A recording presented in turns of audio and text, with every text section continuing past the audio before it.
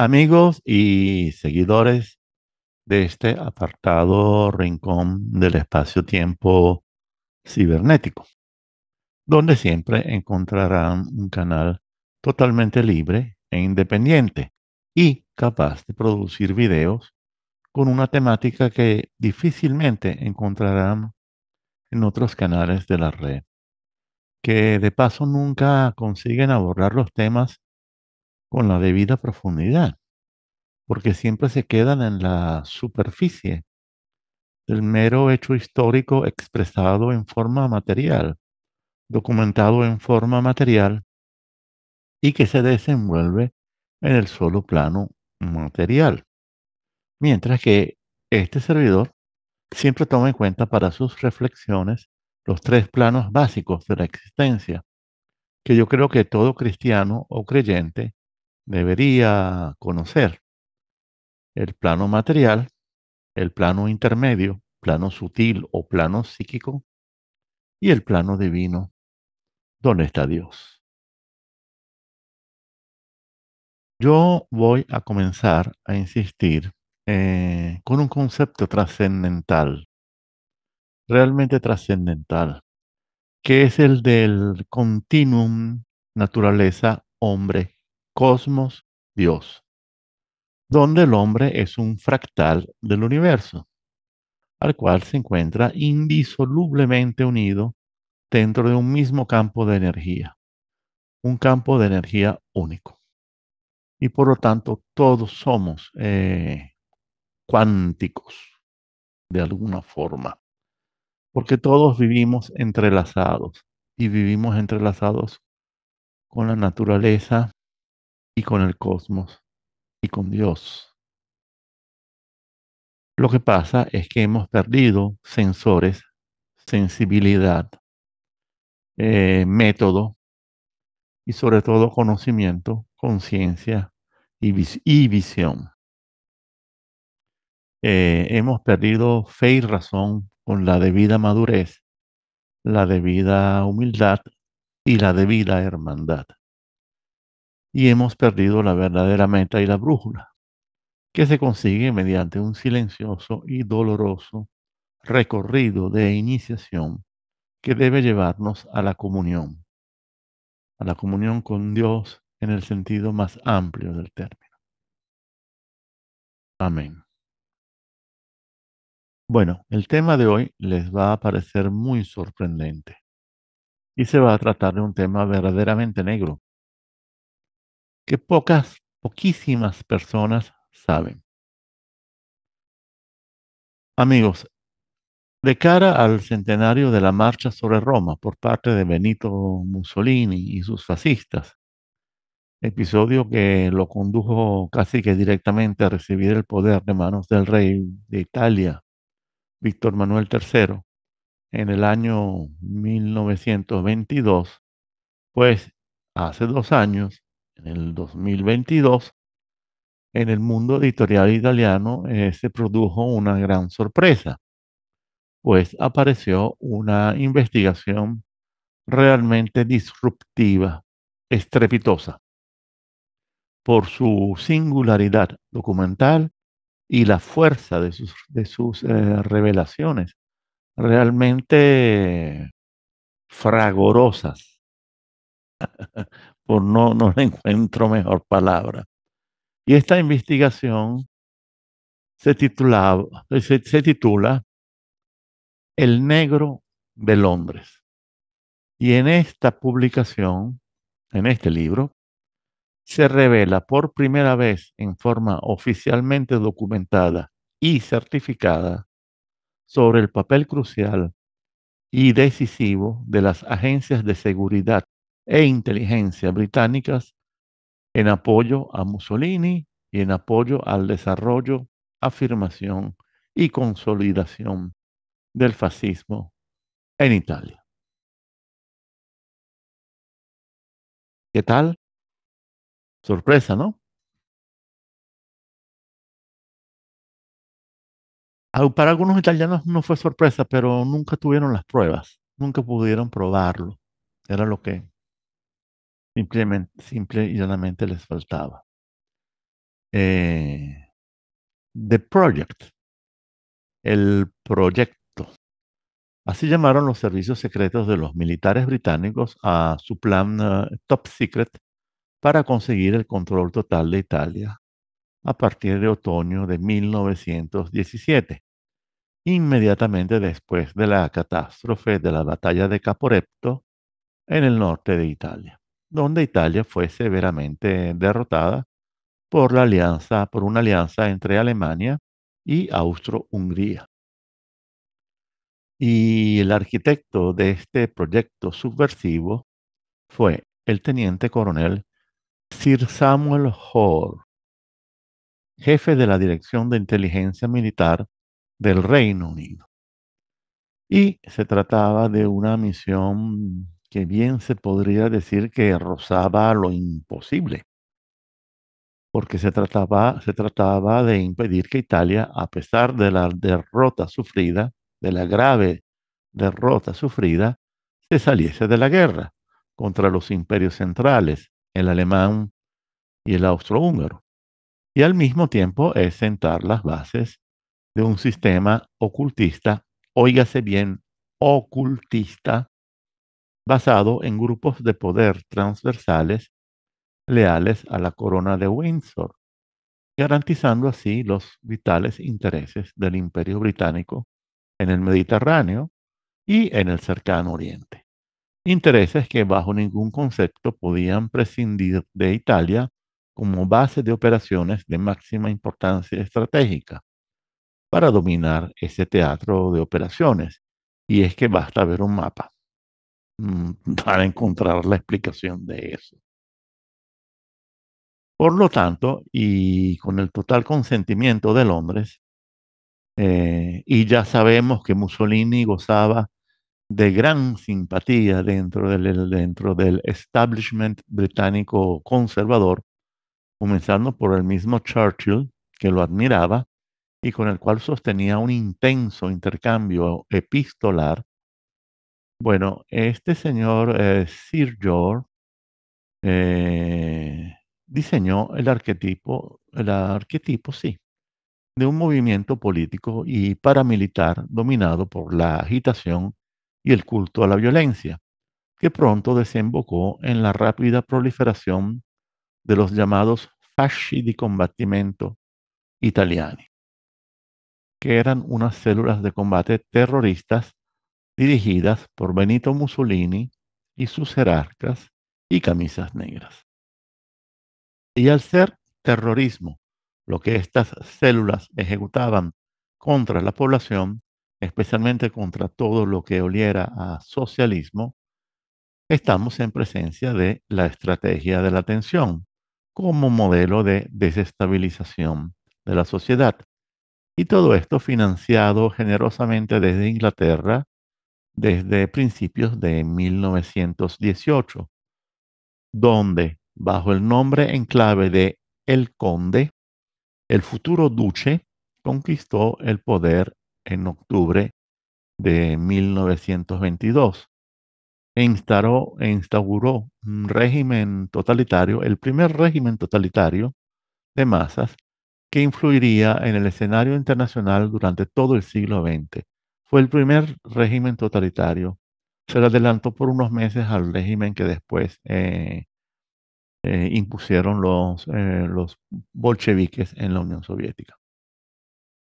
Eh, y la influencia de este régimen sigue hasta nuestros días, gracias al auge del liberalismo, que no es más que una ramificación del fascismo-nazismo con una genética orientada hacia el nuevo mundo feliz, o sea, sin necesidad de aplicar opresión o represión, la cual comparte un tronco común malthusiano, darwinista social y eugenicista con el nazifascismo, especialmente con el nazismo, algo que explicaré más adelante en una nueva serie de videos.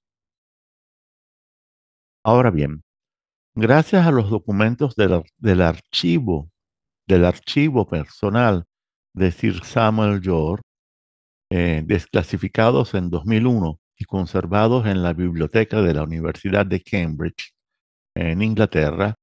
Gracias a estos documentos, que además de copiosos, resultaron ser minuciosos, los autores del libro, eh, Cereghino y Fasanella, pudieron unir el rompecabezas y escribir este libro.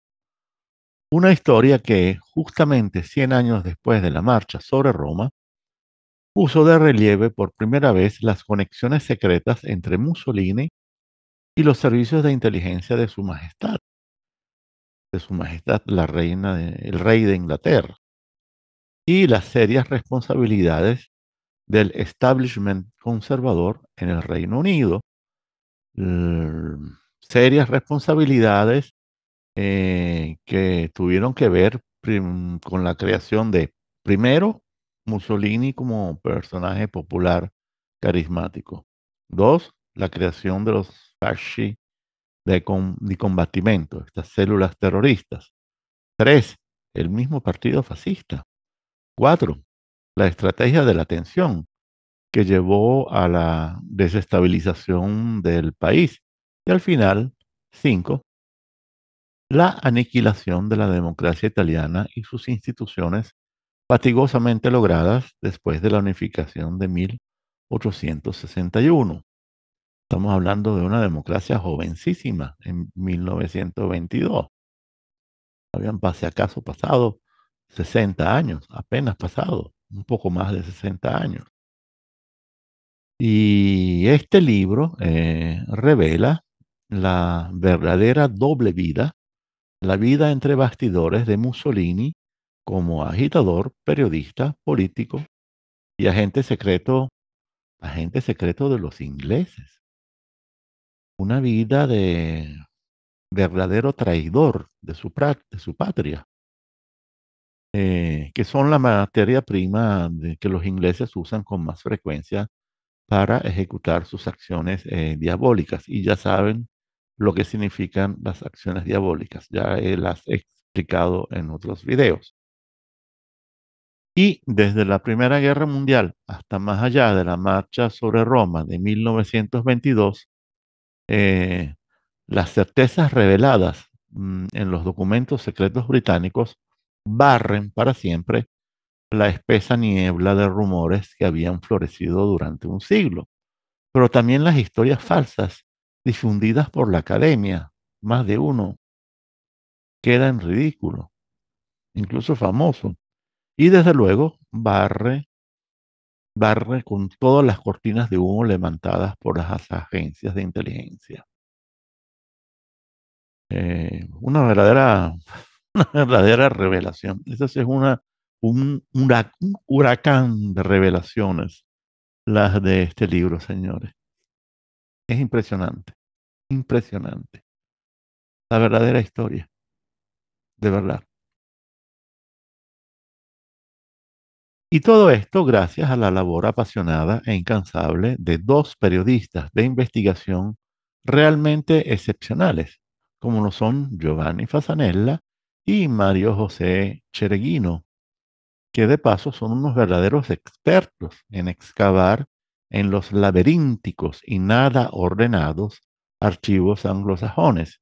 Pero gracias a esta habilidad y a su perseverancia, pasión, seriedad y amor por la verdad, es que han logrado durante más de 30 años una, una recopilación coherente que de paso impresiona por su volumen de documentos anglosajones altamente confidenciales, los cuales han permitido evaluar, descifrar, procesar, relacionar y publicar contenidos sin precedentes en varios ensayos extraordinariamente reveladores, como este, El golpe inglés, sobre un intento de golpe de Estado en los años 60, organizado por los ingleses.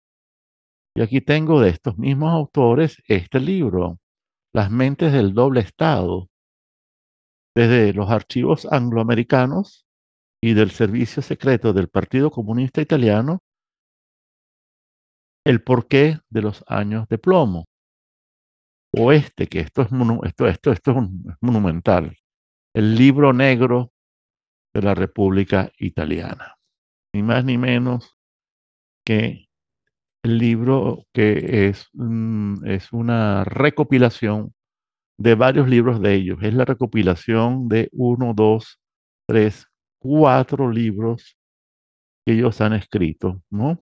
Uno de ellos justamente trata sobre el asesinato, el secuestro y asesinato del líder político Aldo Moro. Bueno, eh, seguimos.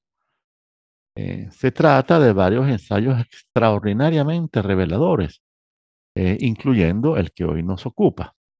Ensayos que siempre arrojan luz sobre cuestiones, episodios y misterios históricos hasta ahora poco tratados o muy maltratados.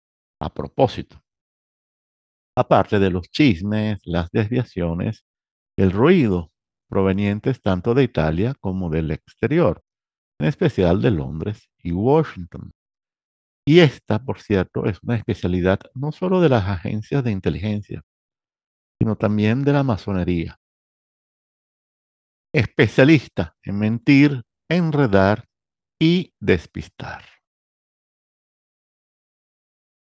Señores, mucho se ha dicho sobre Mussolini y los ingleses, porque siempre han existido sospechas sobre esa relación desde el principio hasta el final. El mismo asesinato de Mussolini, hoy en día prácticamente todos los que han tenido la oportunidad de investigar sobre el asesinato de Mussolini afirman que fue una operación organizada por los ingleses.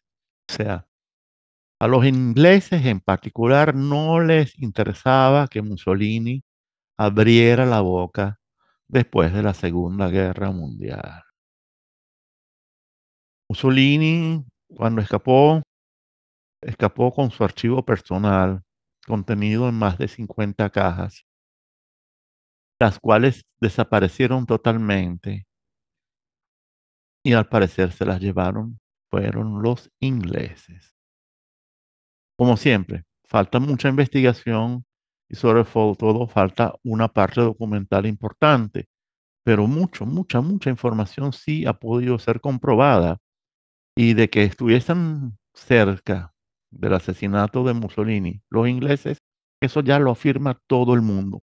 Y lo afirman sobre todo, fíjense, los americanos. Bueno, sigo. Siempre de todas maneras se había sospechado sobre una relación especial entre Mussolini y los ingleses. Eh, pero poco realmente se había logrado establecer que fuese confiable, realmente histórico, hasta que académicos, periodistas y simples expertos en el tema tuvieron la gran oportunidad de acceder a archivos mantenidos bajo llave y en cajas fuertes durante mucho tiempo. Y esto fue gracias a una política gradual, pero que se ha cumplido en forma aceptable, una política de apertura y transparencia documental que comenzó a practicarse en el mundo anglosajón luego de la caída del Imperio Soviético y la superación de la Guerra Fría. Sobre esa política algún día les hablaré, ¿no? Porque está bien, está muy bien por un lado, pero por el otro siguen escondiendo muchas cosas, ¿no? Pero bueno, de todas maneras los autores dicen que se trata de un privilegio del cual todavía no disfrutan aquí en Italia. Esta es la denuncia que hacen los autores ya desde hace años. Lo que pasa es que Italia, al ser una colonia, ni de lejos puede redactar, controlar y retener toda la documentación que emite o que le concierne. Por eso los autores afirman que en el agitado mar de rumores y teorías sobre la relación entre el futuro duce y los servicios secretos británicos, siempre ha faltado la verdad, porque nunca se ha investigado lo suficiente y sin la presión del factor tiempo o el factor político, factores indispensables para poder acometer y completar el proceso de reconstrucción histórica, el cual en el caso de este libro requirió de una larga investigación documental que desde los archivos nacionales de Kew Gardens en Londres los llevó hasta la Universidad de Cambridge y de allí a la biblioteca que alberga los archivos privados de Sir Samuel George, un muy alto funcionario de los servicios militares ingleses, de fe política conservadora, muy conservadora, el grupo de los llamados irreducibles. Se trataba, obviamente, de lo que realmente los ingleses llaman un superagente, que fue enviado a Roma en 1917, después de cumplir una misión en la Rusia zarista, agitada por los bolcheviques.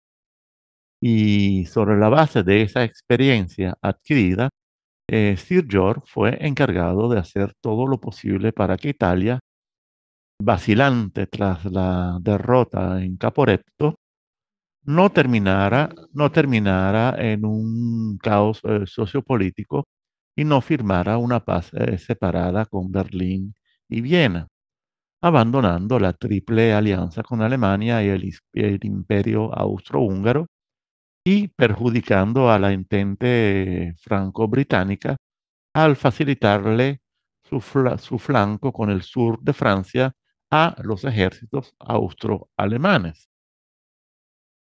Pero para Londres, además, el miedo se extendía a los intereses que tenían en todo el Mediterráneo y a su futuro como potencia colonial.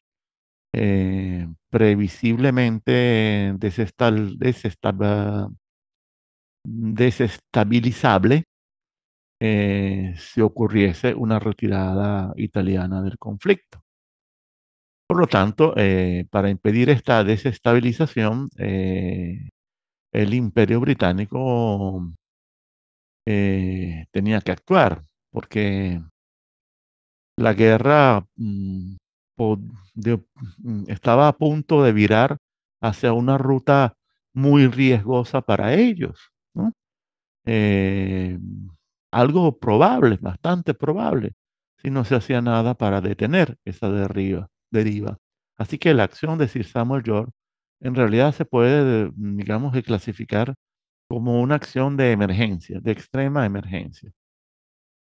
Y la tarea asignada a Sir George era tan delicada y tan de emergencia que pudo disponer de presupuestos ilimitados todo el tiempo.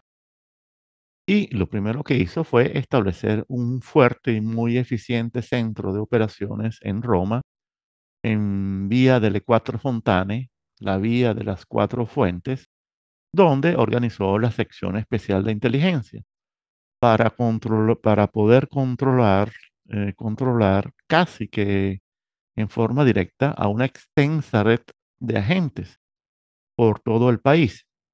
Y faltaría más, tratándose de un londinense, activó el aparato de propaganda ocultista británico con base en los antiguos palacios de la nobleza romana, en el área entre la colina capitolina y el gueto, y en los distritos de Régola, Parioli y Piña. Quien conozca Roma sabe a quién me estoy refiriendo y sabe la clase de edificaciones que se encuentran en esos sitios.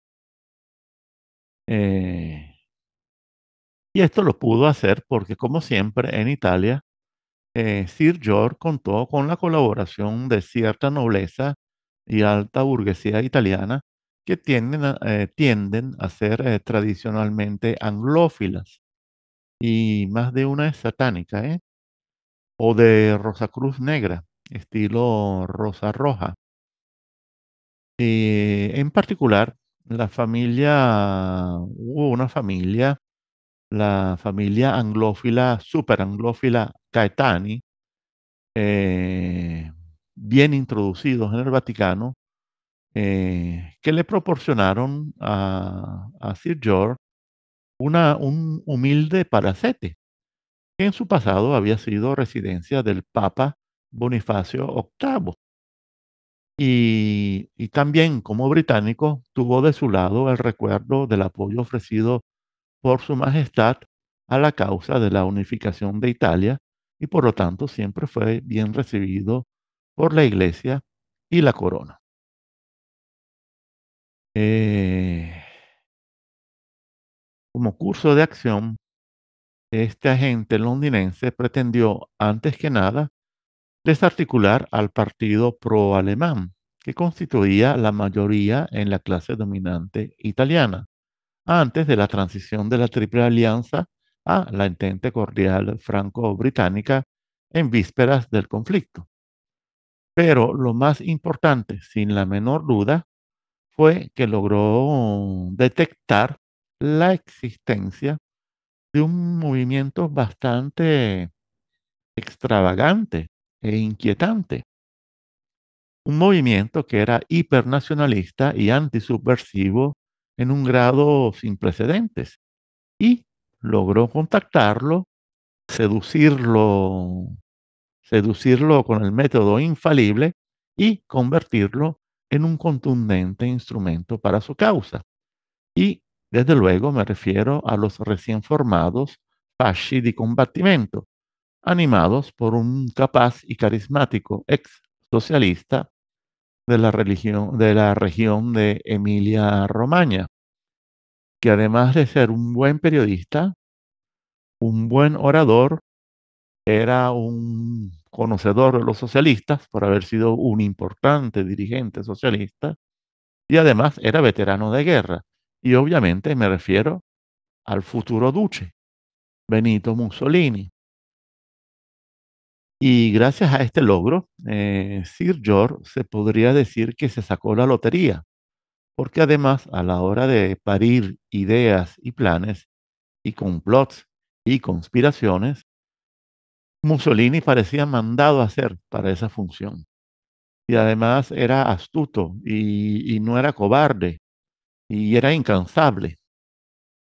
Por lo tanto, amigos, Fasanella y Cereghino, los autores del libro, nos hablan sobre la verdadera invención y construcción de Benito Mussolini y el impulso oculto que recibió en forma generosa para su ascenso al poder y para mantenerlo, ¿eh?